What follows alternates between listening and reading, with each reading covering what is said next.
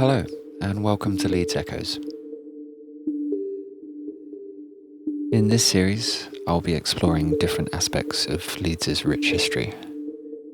Each episode, I'll tell a different story, whether it's a particular building, an entire industry, a lost transportation network.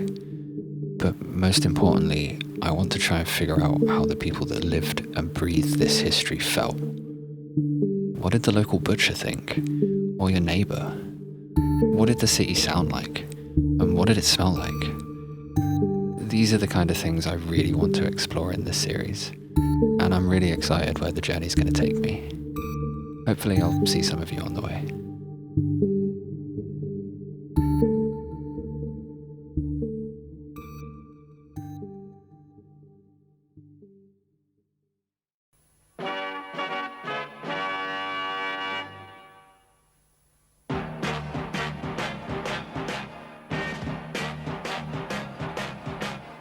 This is the opening theme tune to an early 70s sitcom produced by Yorkshire Television called Queenie's Castle.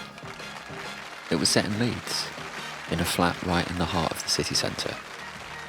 It's a flat that doesn't exist anymore, along with 937 other ones which, just a few short years after Queenie's Castle last aired, were demolished. And that's the point at the heart of today's episode. Housing. An issue that has plagued Britain ever since its population first exploded over the 19th century. We've never quite managed to get it right, particularly with regards to housing for the working classes. The 19th century saw the rise of the back-to-back, particularly in Leeds. By the turn of the 20th century, there were nearly 78,000 back-to-back properties in Leeds, and despite legislation outlawing them in 1909, loopholes saw Leeds continue to build them right through the 1930s. 111 years after that legislation passed, I am sitting recording this very podcast in one of the many surviving back-to-backs that Leeds built after this legislation came into effect. Many of these houses were without electricity, without running water, and without indoor toilets. Fresh water often came from shared standpipes. 6 houses and sometimes more often shared blocks of communal outdoor toilets. Several areas of Leeds were becoming stubbornly entrenched in poverty, particularly its East End, which, back then, started at the eastern end of Hedgerow, which, funnily enough, didn't exist yet. Now, Quarry Hill makes up the inner city's eastern edge, and by the 20th century it was an area of profound poverty. Sat facing the city centre, it was a frequent reminder of the great inequality that existed in Leeds. A 1932 report by the Leeds Corporation concluded that up to 33,500 properties in Leeds should be demolished, many of them making up entire communities or neighbourhoods. Between the 1930s and the 1950s, many of the residential buildings which had up until that point given Leeds its identity vanished without a trace to make room for things like Cardigan Fields and the massive student accommodation that now makes up the entire eastern end of Burley Road. Quarry Hill was another entire neighbourhood slated for demolition. It is thought to be one of the oldest inhabited areas of Leeds, and it has history stretching all the way back to the 17th century. Bubonic plague made a number of harrowing appearances in Leeds throughout the 1600s. Fascinatingly, Quarry Hill was the location of a number of plague cabins built during this time. Then, well outside the city walls, working-class people suspected of having the disease were routinely shipped off to these cabins to help further prevent its spread. During the early 1800s, Quarry Hill was also home to Mary Bateman, sometimes known as the Yorkshire Witch. She lived in what is now the Lamb and Flag pub. Mary was certainly an interesting character. Born in Assenby, North Yorkshire, she became a servant girl in Thirsk, but was eventually sacked due to theft. She found herself in Leeds, and was obviously capable of spinning one hell of a yarn. She had self-styled herself as a prominent fortune teller, and seemed to dab hand at fleecing naive Leeds residents out of their cash. In 1806, she engineered a bizarre hoax involving an allegedly prophetic hen, which was said to lay eggs predicting the end times. In reality, however, Mary was painting the words "Christ is coming" onto freshly laid eggs in acid, and reinserting them into the poor chickens. Mary went on to poison and rob several people, including a draper's shop in St. Peter's Square, right at the heart of Quarry Hill, all under the guise of being some sort of mystic. Unfortunately, her escapades eventually caught up with her, and finally, on the 20th of March, 1809, she was hung in York. Most bizarrely, after her execution, several strips of her skin were removed, tanned, and sold as leather charms to ward off evil spirits. Over the rest of the 19th century, Quarry Hill became more and more congested. A maze of poverty, prone to frequent outbreaks of cholera. What was once a natural beauty spot, fed by the Sheepscar Beck, had been turned into a living hell. And so by the 1930s, Quarry Hill was at the top of Leeds' problems to solve with regards to housing. The local elections of November 1933 saw Labour gain power in Leeds, promising a radical programme of slum clearances. Most of them were to be replaced with garden suburbs, large estates on the fringes of the city. However, with Quarry Hill, the Reverend Charles Jenkinson of Holbeck, Labour councillor, and new Director of Housing, R.A.H. Livett, wanted to do something different.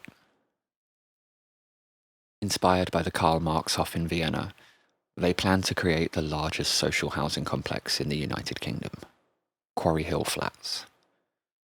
Sat on a 36-acre site which today stretches from the Playhouse round to the new college campus and all the way back to the Kremlin or Quarry House, the god-awful monstrosity currently housing the Department of Health and Social Care.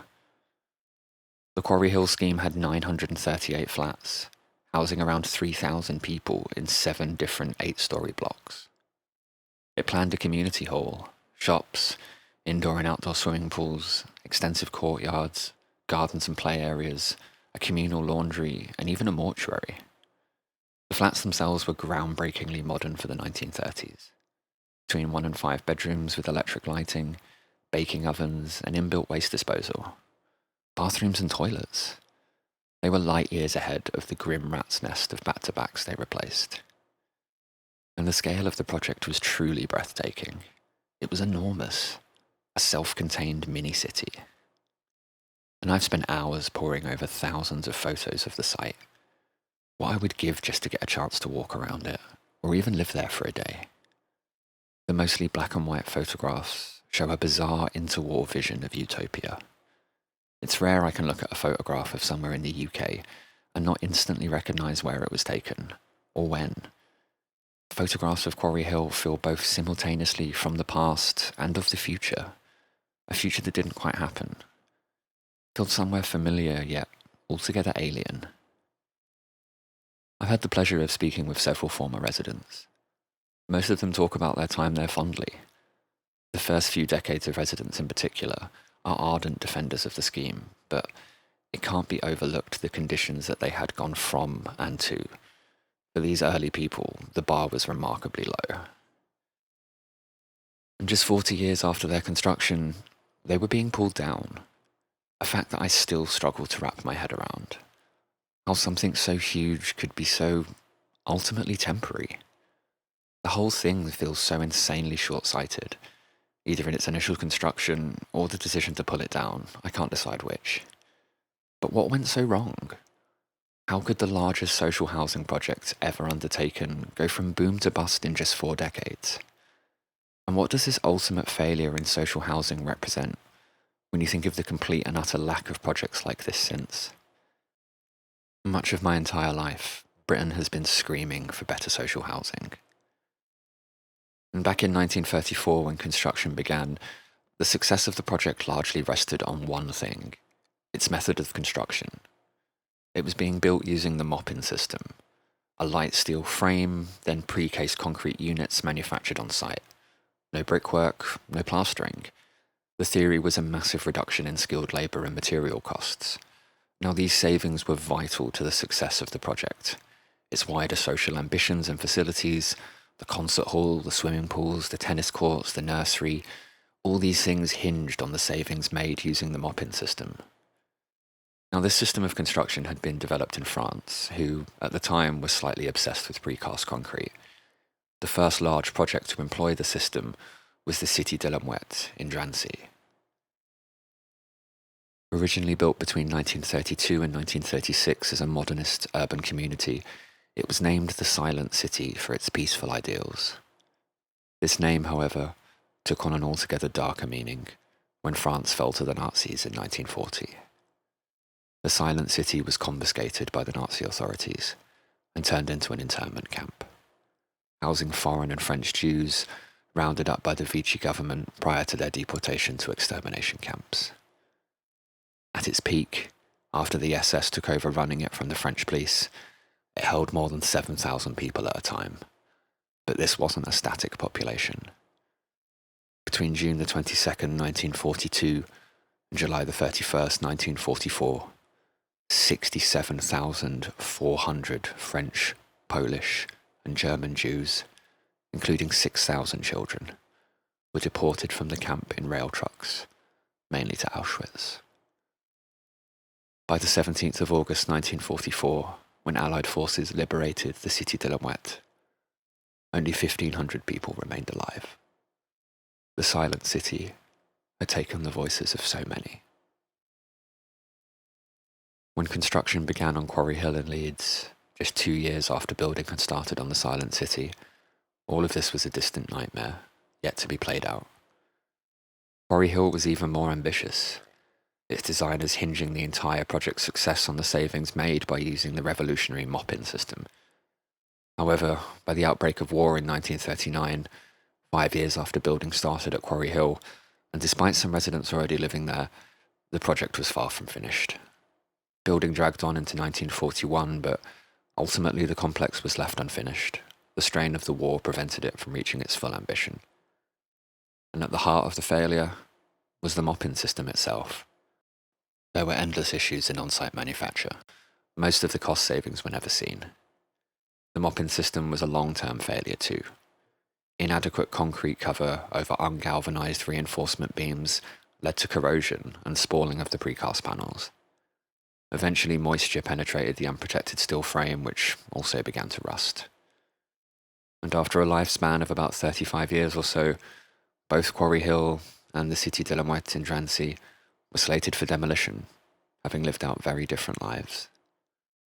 And despite many of the reasons I've heard for Quarry Hill's demise, the issue was ultimately one of simple engineering.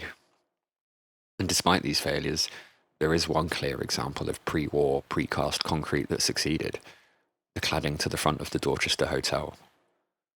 Although its designer, Sir Owen Williams, had allowed sufficient concrete coverage so that the steel bar wouldn't rust, that and the Dorchester is cleaned top to bottom every few years, removing atmospheric debris which aids corrosion, and the slabs are frequently repointed.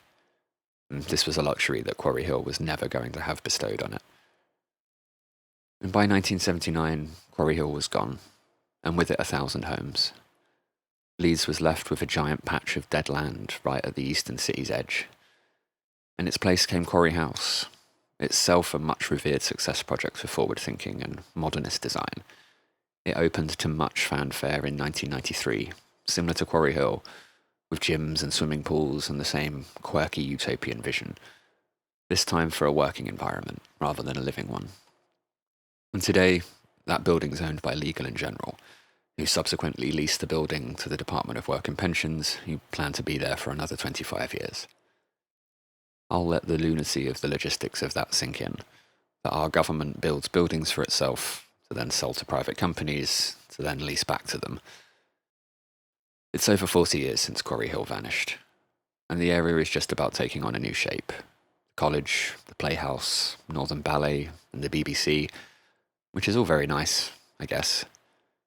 To me, though, it's 36 acres of prime real estate in the heart of the city, where working class people of Leeds have been firmly told, you're not welcome here anymore.